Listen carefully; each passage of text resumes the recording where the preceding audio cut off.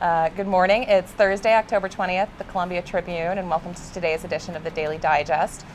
With me today is our features editor, Aarik, Arts and Life, to talk about After Hours today. So let us know what's happening. Yeah, so in After Hours today, our film writer James Owen looks at the return of the movie Kate Plays Christine to Ragtag Cinema this weekend. If you remember from True False, some of you may have seen it there. It's Robert Greene's film.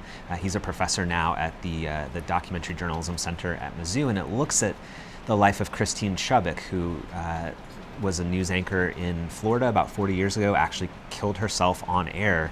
And Greene's film blurs the lines a lot between documentary and performance, kind of looking at media, how we think about those sorts of things, how we think about the images that we see on TV.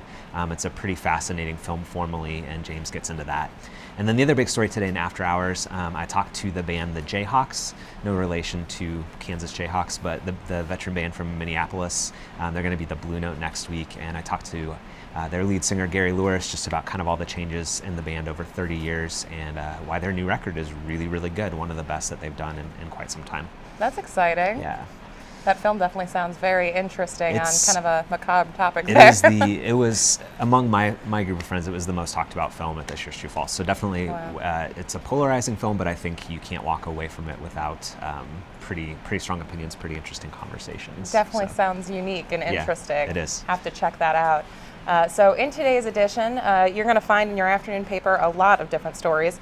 Last night there were two forums for candidates for office, one focusing on more legislative races and one on more of the Boone County commissioners. So we'll have stories from both of those, as well as looking at some of the amendments that you can expect on your ballot, as that was featured at a forum last night as well.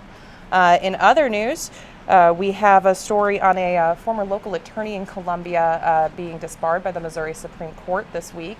So we'll be looking into that and giving you all the details, as well as a story on the Boone County Regional Sewer District has voted to disperse sewer connection costs among more property owners on a system on East Hinton Road. So we'll be giving you more details on that, which is kind of an expensive system to be on.